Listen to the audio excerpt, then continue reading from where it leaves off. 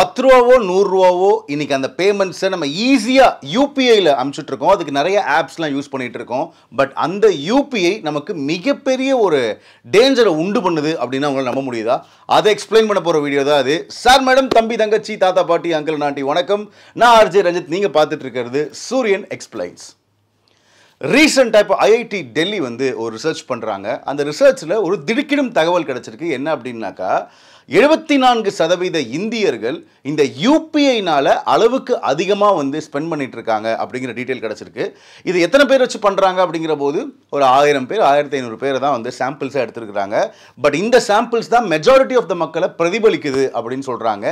ஏன் யூபிஐனால அளவுக்கு அதிகமாக நம்ம ஸ்பெண்ட் பண்ணிடுறோம் அப்படின்னு சொல்லிட்டு ஒரு சைக்கலாஜிக்கலாக ஒரு கேள்வியை முன்வைக்கிற போது இந்த யூபிஐயில் பணம் நமக்கு எப்படி வருது எப்படி போகுது அப்படிங்கிற அந்த ஒரு சென்ஸ் வந்து நமக்கு இல்லை.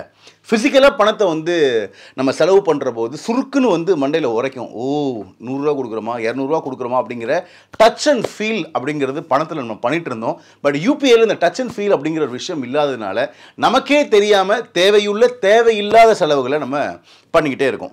அப்படி இன்னொரு ரிசர்ச்சுமே வந்திருக்கு. என்ன அப்படின்னாக்கா 2016 நம்ம மொத்த இந்தியர்களுடைய சேவிங்ஸ் அப்படிங்கிறது 17 லட்சம் கோடியாக இருந்திருக்கு. அது ஒரு 3-4 வருஷம் கழிச்சு, அதாவது 2019-20s காலகட்டத்தில் பார்த்தீங்கன்னாக்கா 14 லட்சம் கோடியாக கம்மியாயிருக்கு.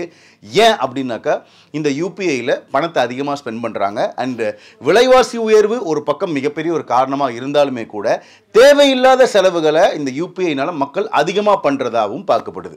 ஸோ இன்னைக்கு இருக்கக்கூடிய டிஜிட்டல் யுகத்தில் நம்ம எதுக்கெல்லாம் அதிகமாக ஸ்பெண்ட் பண்ணுறோம் அப்படின்னு சொல்லி பார்க்குற போது அது 3 வகையாக பிரிக்கலாம். ஒன்று, இம்பல்ஸ் பையிங். ஒரு ஆஃபர் இன்னைக்கு பர்டிகுலராக ஒரு இ-காமர்ஸ் சைட்டில் போட்டிருக்காங்க. அது இன்னைக்கு நைட்டே முடிய போகுது. அந்த ஒரு பர்டிகுலர் ப்ராடக்ட் வந்து ரொம்ப கம்மியான ரேட்டில் கிடைக்குது அப்படின்னாக்கா அந்த ப்ராடக்ட் வேணுமோ வேணாமோ அந்த ஆஃபரில் அந்த ப்ராடக்ட்டை வாங்கிடணும் அப்படிங்கிற இம்பல்ஸ் பையிங் பண்ணுற பழக்கம் நம்மளில் நிறைய பேருக்கு ஜாஸ்தி ஆயிடுச்சு. இது ஒன்று.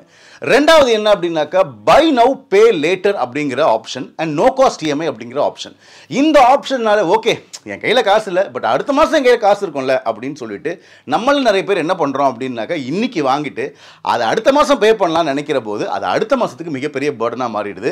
அப்படி ஒரு கணக்கெடுத்து பார்க்குற போது இந்தியர்கள் தன்னுடைய வருமானத்தில் 60-70% பேங்க்ஸுக்கு இஎம்ஐயாக கொடுக்குறாங்க. அந்த இஎம்ஐலையும் பார்த்தீங்கன்னாக்கா ஹோம் லோன், கார் லோன், இதை தாண்டி இந்த பை நவ் பே லேட்டர் அப்படிங்கிற ஆப்ஷனுக்கு அதிகமான பணத்தை செலவு பண்ணுறதாகவுமே வந்து ஒரு ரிப்போர்ட் சொல்லுது. மூணாவது மிக முக்கியமான விஷயமா பார்க்கப்படுறது என்ன அப்படின்னாக்கா அந்த டச் அண்ட் ஃபீலே இல்லாமல் நம்ம பேமெண்ட்டை பண்ணுறது. இன்றைக்கி வந்து நம்ம நிறைய விளம்பரங்கள்லாம் பார்த்துருப்போம்.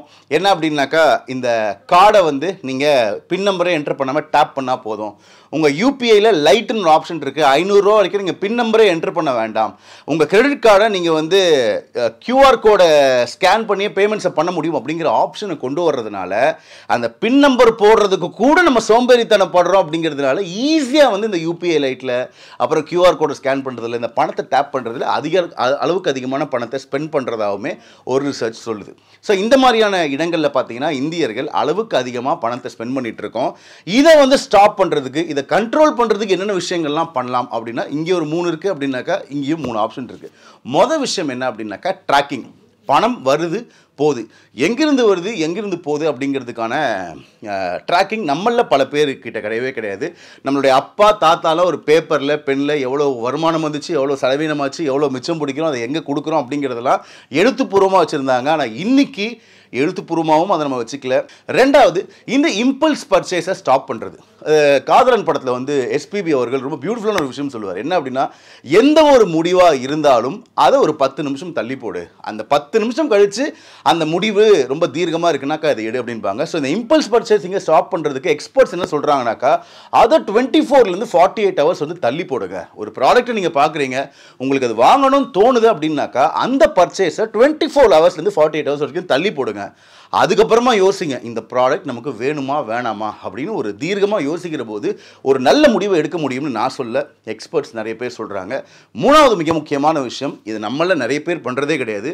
ஒரு இன்கம் வருது அப்படின்னாக்கா ஸ்பெண்டிங் அப்படிங்கிறது முடிச்சதுக்கு அப்புறம் தான் சேவிங்ஸ் அப்படிங்கிற ஒரு விஷயத்தை ஆரம்பிக்கிறோம். பட் அப்படி இல்லாமல் சேவிங்ஸ் அப்படிங்கிறத முடிச்சதுக்கு அப்புறமா ஸ்பெண்டிங் அப்படிங்கிறத பண்ணணும்னா இன்னும் எஃபெக்டிவாக சேவ் பண்ண முடியும் அப்படின்னு சொல்கிறாங்க. உதாரணத்துக்கு 100 ரூபா உங்களுக்கு சம்பளமாக வருது அப்படின்னாக்கா அதில் மினிமம் 10லேருந்து 30%, 10 ரூபாலேருந்து 30 ரூபா வரைக்கும் சேவ் பண்ணிவிட்டு மீதி இருக்கக்கூடிய 70 ரூபா நம்ம செலவு பண்ணுற போது நம்ம அதை எப்படி வேணால் செலவு பண்ணலாம்.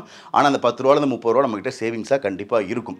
ஸோ யூபிஐ அப்படிங்கிறது நம்ம இந்தியாவுக்கு ஒரு வரப்பிரசாதமாக வந்துச்சு. இன்றைக்கி 24/7 இந்தியாவில் இருக்கக்கூடிய மக்கள்கிட்ட மட்டும் கிடையாது, உலகத்தில் நிறைய நாடுகளுக்கு வந்து நம்ம யூபிஐ மூலமாக பணம் அனுப்ப முடியுது. அந்த டெக்னாலஜி இன்றைக்கி நமக்கு ரொம்ப ரொம்ப ஹெல்ப்ஃபுல்லாக இருக்குது. அட் த சேம் டைம் அதே கம்ஃபர்ட் நம்மளை ரொம்ப சோம்பேறியாக்கி நம்மளையே அறியாமல் தெரியாமல் நிறைய பணத்தை ஸ்பெண்ட் பண்ண வச்சு நம்மளை கடனாளியும் ஆக்கிட்டு இருக்கு. அட் த சேம் டைம் பணத்தை சேமிக்க முடியாத ஒரு ஆளாகவும் நம்மளை மாற்றிட்டு இருக்கு அப்படிங்கிறது தான் ஒரு கசப்பான உண்மை. இந்த மாதிரி இன்ஃபர்மேட்டிவான கண்டென்ட்லாம் நீங்கள் தொடர்ந்து பார்க்கணும் அப்படின்னாக்கா சூரியன் எக்ஸ்பிளைன்ஸ் சேனலை லைக் பண்ணிக்கோங்க, ஷேர் பண்ணிக்கோங்க, சப்ஸ்கிரைப் பண்ணிக்கோங்க.